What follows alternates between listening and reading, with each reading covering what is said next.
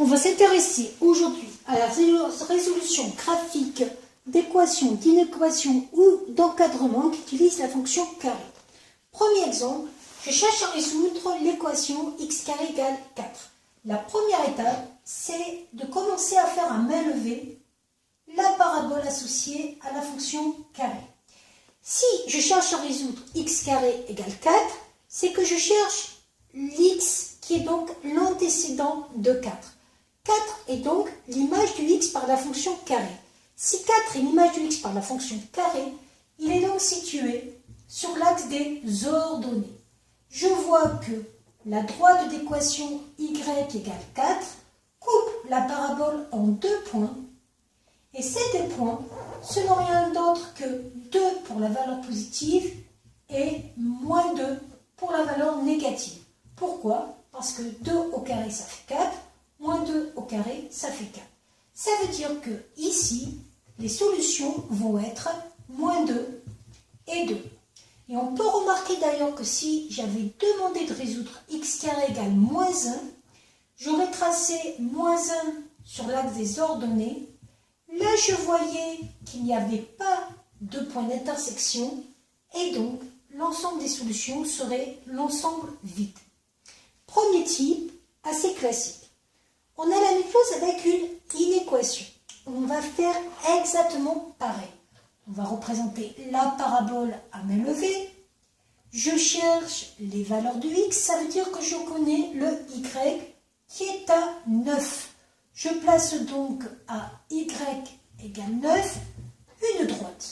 Ça va couper en deux points, ici et ici. Comme tout à l'heure, ici je vais avoir racine carrée de 9, c'est-à-dire 3, moins 3 par symétrie de l'autre côté. Et cette fois-ci, ce n'est pas une équation, c'est une inéquation.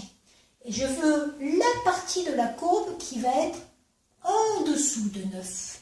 C'est donc cette partie-là. Mais je n'oublie pas que je cherche les valeurs de x. Les valeurs du x vont être sur cet axe-là.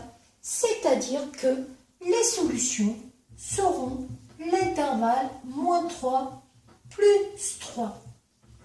J'ai la même chose au niveau des inéquations, mais avec supérieur. Exactement pareil, je commence par faire ma parabole à main levée qui représente la fonction carré. Je cherche les valeurs de x au carré supérieur à 2. Je me place donc à 2 ici. Ça coupe en deux valeurs qui sont racine de 2 et moins racine de 2. Et je me rends compte que cette fois-ci, je veux que l'image soit supérieure ou égale à 2. Supérieure ou égale à 2, j'ai donc ma partie de courbe ici. On n'oublie pas qu'on cherche les valeurs de x. Donc les valeurs de x vont être représentées ici. J'ai donc que les solutions sont représentées par l'intervalle moins l'infini moins racine de 2, union racine de 2 plus l'infini. Quatrième type de choses qu'on pourrait vous demander de trouver avec un graphique, c'est que se passe-t-il si mon x est entre moins 1 et 2 et que je cherche à encadrer x carré.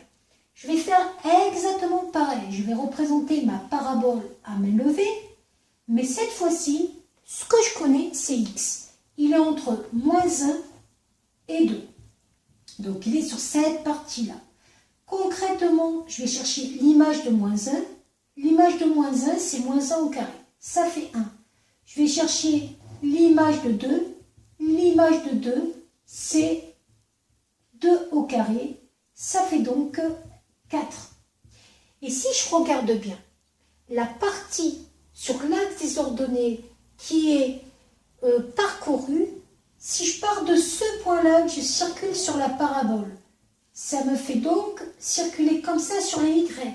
Et que je recircule sur la parabole, ça me fait circuler comme ça sur les x, sur les y encore. En gros, la partie du x au carré va varier entre 0 et 4.